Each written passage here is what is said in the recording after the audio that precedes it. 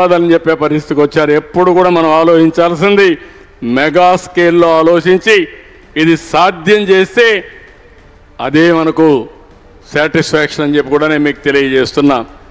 ఇంకో పక్క urbanised population ఇప్పుడు 36% ఉంది, 60% పెరుగుతుంది. అన్ఎంప్లాయ్మెంట్ అరౌండ్ 2% ఉండాలి, ఇప్పుడు 4.1 ఉంది.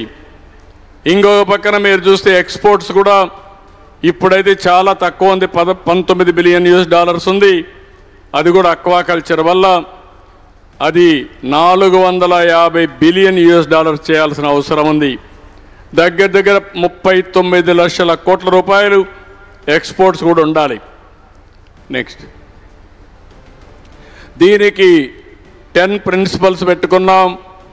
జీరో పావర్టీ, ఆ తర్వాత ఎక్కడికక్కడ జీవన ప్రమాణాలు పెంచే విధంగా ఆర్థిక అసమానతలు తగ్గించడం, population management, human resource development మీద ఎక్కువ శ్రద్ధ పెట్టడం. మూడోది స్కిల్లింగ్, ఎంప్లాయ్మెంట్, కంటిన్యూగా స్కిల్లింగ్ చేయాలి, ఎంప్లాయ్మెంట్ ప్రొవైడ్ చేయాలి. వాటర్ సెక్యూరిటీ ఉండాలి, ఫార్మర్ అగ్రిటెక్. దీని తర్వాత global best logistics. As on today ఇండియాలో మనం చూస్తే లాజిస్టిక్స్ కాస్ట్ ఎక్కువ ఉంది, దీన్ని తగ్గించాలి. ఇంటర్నేషనల్ కంటే లాజిస్టిక్స్ కాస్ట్ తగ్గించగలిగితే కాంపిటేటివ్ ఎకానమీలో సర్వైవ్ అవుతాం.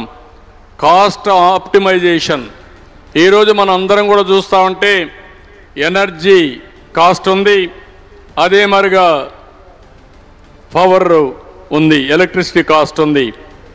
మనం రెండు కూడా ఇది చేసుకున్నప్పుడు మనం అందరం కూడా ఆప్టిమం పోవాలంటే ఫ్యూచర్లో ఎవ్రీథింగ్ ఎలక్ట్రిసిటీ వాడే పరిస్థితి వస్తుంది.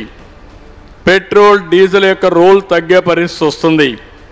అదే సమయంలో గ్రీన్ ఎనర్జీ వస్తుంది. గ్రీన్ ఎనర్జీ కాకుండా green hydrogen, ammonia, export quality కూడా వచ్చే పరిస్థితి వస్తుంది. దీనిపైన ఎక్కువ శ్రద్ధ పెట్టాలి.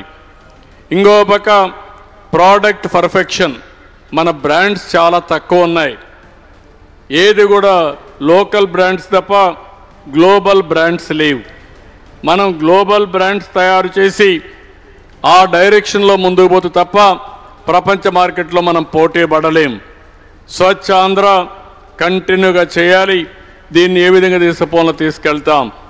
Deep tech in all walks of life ఇప్పటికే కొన్ని చేశాం, మీకు ఒకసారి ఎక్స్ప్లెయిన్ చేస్తాం.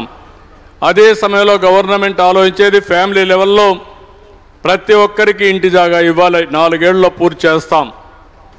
అర్బన్ ఏరియాలో 2 సెంట్లు, రూరల్ ఏరియాలో 5 సెంట్లు ఇవ్వడం మన బాధ్యత. ఇది కంపల్సరీగా జరగాలి, చేస్తాం. అందరికీ ఇళ్ళు కట్టిస్తాం, ఇది కూడా 4 ఏళ్లలో పూర్తి చేస్తాం. క్లీన్ వాటర్, ట్యాప్ వాటర్ నీళ్ళు ఇవ్వాలి, దానికి కూడా ఎన్నికల దీంట్లో చెప్పాం. కానీ government of India Jal Jeevan mission కానీ అమృత్ కానీ డబ్బులు ఇచ్చారు, అది కూడా సరిగా ఉపయోగించలేదు previous government.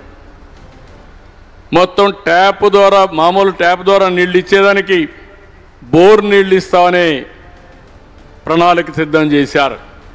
Government of India ఉద్దేశం సస్టైనబుల్ వాటర్, ఒక రిజర్వాయర్ నుంచి నీళ్లు తీసుకొచ్చి ఎప్పుడు కూడా నీటి సమస్య లేకుండా ఇవ్వాలంటే దాన్ని కూడా డైల్యూట్ చేసే పరిస్థితికి వచ్చారు.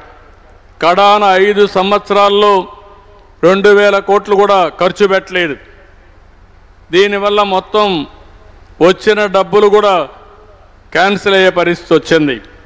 మొన్నే నేను డిప్యూటీ సీఎం గారు వెళ్ళి గట్టిగా రిక్వెస్ట్ చేస్తే ఎక్స్టెన్షన్ ఇచ్చారు 2 ఏళ్ళు. ఆ 2 ఏళ్ళలో మనం